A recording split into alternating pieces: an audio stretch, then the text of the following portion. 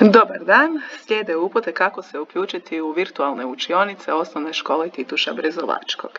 Prvo je potrebno uključiti se na Office 365 platformu unutar koje se nalazi alat Jammer ili Yammer na kojem možete pronaći sve naše virtualne učionice. Pa tako je prvi korak da u Google upišemo Office 365 za škole.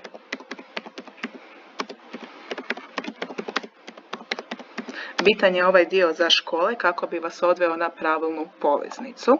Odmah odaberemo prvo što nam se pojavi, te nam se otvori sučelje Office 365 gdje idemo na prijava. Otvorit će nam se nova kartica gdje se moramo prijaviti putem ove poveznice. Učenici se prijavljuju sa svojim korisničkim računom, to je sa svojom adresom koja završava na @škole.hr, te putem svoje šifre kojom se prijavljuju za pristup e-dnevniku.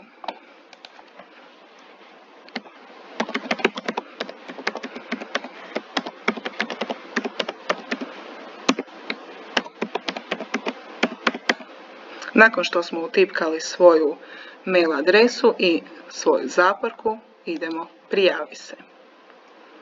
Ukoliko se prvi puta prijavljujete na ovu platformu, bit će vam ovdje još jedan međukorak u kojem prihvaćate uvjete korištenja, te će nakon prihvaćanja vas odvesti ovdje na 365.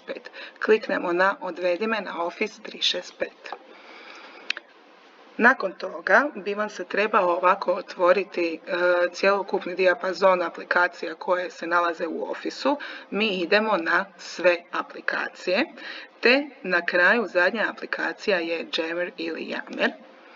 Kliknemo na nju, te će nam se otvoriti sučelje nešto slično Facebooku, unutar kojega se nalaze naše učionice. Najlakši način kako biste pronašli svoju učionicu je da ovdje u tražilicu tipkate Tituša Brezovačkog.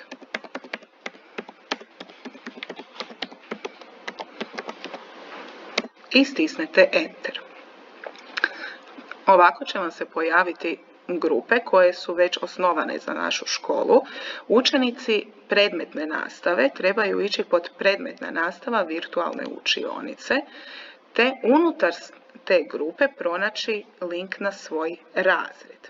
Kada nađu svoj razred, trebaju kliknuti na poveznicu, te će im se otvoriti njihova virtualna učionica.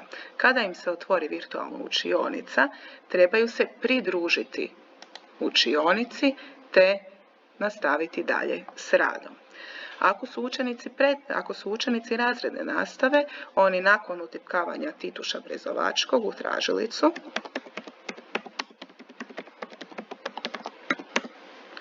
odabiru virtualne učionice razredne nastave, dakle RN virtualne učionice, te također pronalaze svoj razred. Kliknu na link za virtualnu učionicu i ponovo se pridružuju svojem razredu.